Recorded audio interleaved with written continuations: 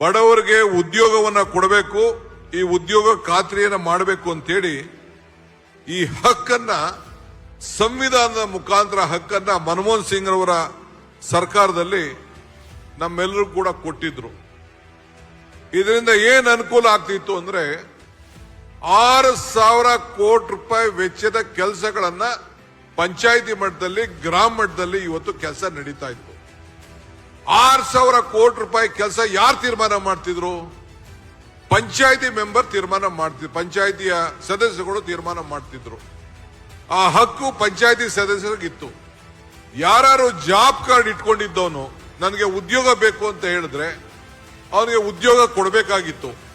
ಉದ್ಯೋಗ ಕೊಡಕ್ಕಾಗ್ಲಿಲ್ಲ ಅಂದ್ರೆ ಅವನು ಎಂಟ್ರಿ ಮಾಡ್ಕೊಂಡ್ರೆ ಅವನಿಗೆ ಕೂಲಿ ಕೊಡುವಂತ ಒಂದು ಅವಕಾಶ ಇತ್ತು. 6,000 ಕೋಟಿ ಅಂದ್ರೆ 5,000 ಚಿಲ್ಲರೆ ಪಂಚಾಯತ್ ಇದೆ. ಕನಿಷ್ಠ ಒಂದು ಪಂಚಾಯತಿಗೆ 1 ರಿಂದ 2 ಕೋಟಿ ರೂಪಾಯಿ ಕೆಲಸ ಮಾಡ್ಕೊಳ್ಳಿಕ್ಕೆ ಪ್ರತಿ ವರ್ಷ ಕೂಡ ಅವಕಾಶ ಇತ್ತು.